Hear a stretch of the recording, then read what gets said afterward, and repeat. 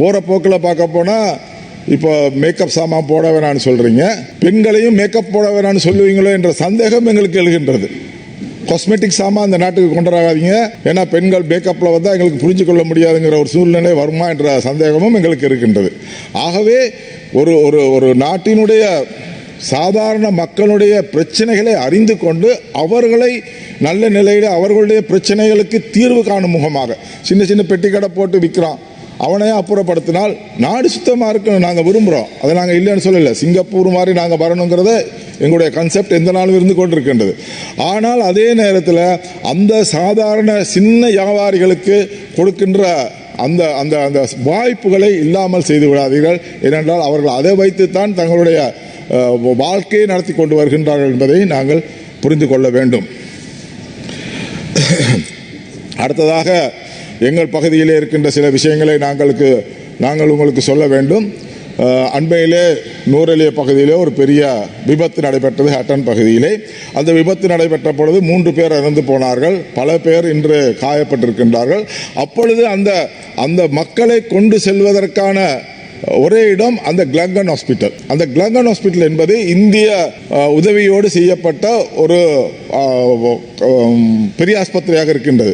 ஆனால் அந்த ஆஸ்பத்திரியிலே போதுமான அளவு நர்ஸ்கள் இல்லை, டாக்டர்ஸ் இல்லை.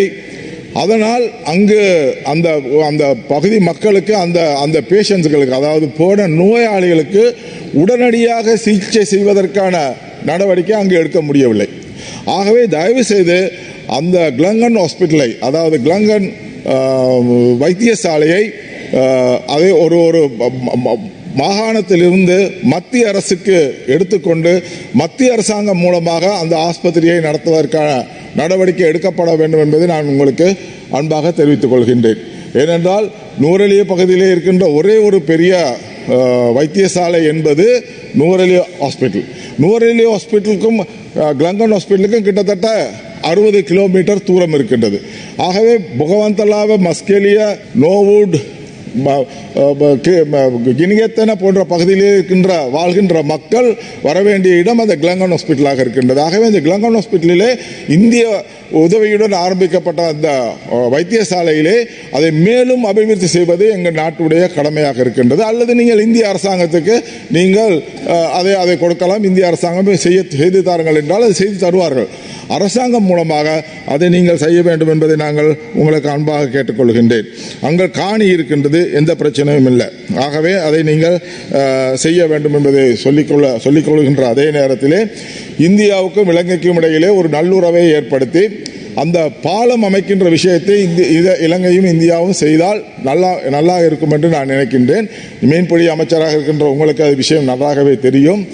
இந்தியாவுக்கும் இலங்கைக்கும் பாலம் அமைக்க வேண்டும் என்பது இன்று நேற்றல்ல, பாரதியார் அவர்கள் சொல்லியிருக்கின்றார்.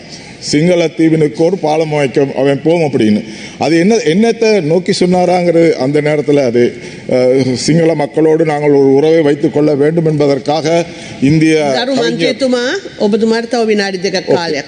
சொன்னாரா என்று தெரியவில்லை. ஆனால் இன்று இந்த நாட்டிலே பெரும்பாலான சுற்றுலா பிரயாணிகள் வருவது இந்தியாவை பொறுத்தளவிலே இருக்கின்றது. ஆகவே இந்திய சுற்றுலாவை நாங்கள்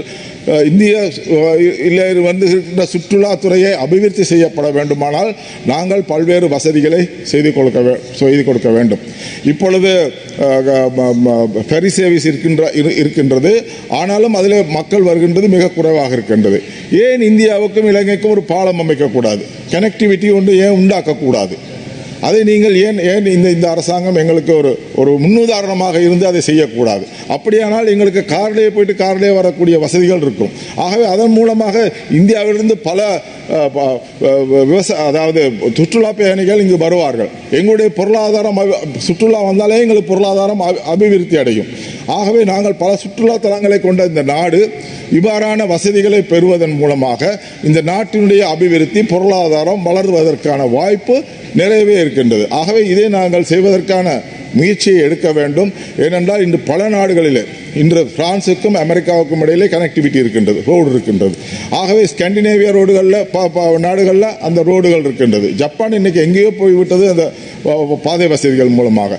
ஆகவே எங்களுக்கு இந்தியாவுக்கும் 18 மைல்கள் தான் இருக்கின்றது. ஆகவே இந்த 18 மைலிலே ஒரு பாலம் அமைத்து இந்த இந்தியாவுக்கும் இலங்கைக்கும் இடையிலே போக்குவரத்தை உருவாக்குவதன் மூலமாக இந்த நல்ல எண்ணத்தை விரிவுபடுத்துவது மட்டுமல்ல, இந்த சுற்றுலாத்துறையும் நாங்கள் அபிவிருத்தி, பொருளாதாரத்தையும் அபிவிருத்தி செய்யக்கூடிய வாய்ப்பு நிறைய இருக்கின்றது என்பதை நாங்கள் புரிந்து கொண்டு செயல்பட வேண்டும் என்பதை உங்களுக்கு தெரிவித்துக் கொள்கின்றேன். நன்றி. வீடியோக்களை மிஸ் பண்ணாமல் பார்க்க இன்றே ஷார்ட் நியூஸ் யூடியூப் சேனலை சப்ஸ்கிரைப் பண்ணுங்கள்.